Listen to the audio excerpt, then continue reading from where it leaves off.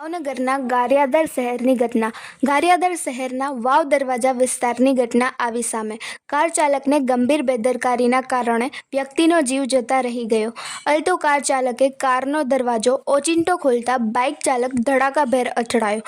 Car ચાલકે સાઇડનો દરવાજો ઓચિંતો ખોલતા બાઇક ચાલક અથડાયો. સમગ્ર ઘટના થઈ સીસીટીવીમાં કેદ. કાર ચાલકે કાર ઊભી રાખીને સાઇડ દરવાજો ખોલતા બાઇક ચાલક અથડાઈને પડ્યો. બાઇક ચાલકને માથાના ભાગે થઈ ગંભીર ઈજાઓ. હાલ ઈજાગ્રસ્ત વ્યક્તિને ગારિયાદરની પ્રાઇવેટ હોસ્પિટલમાં સારવાર અર્થે ખસેડવામાં આવ્યો છે. સંધિ જાગૃતિ ન્યૂઝ તંત્ર જાહિદ મદ્રા દ્વારા.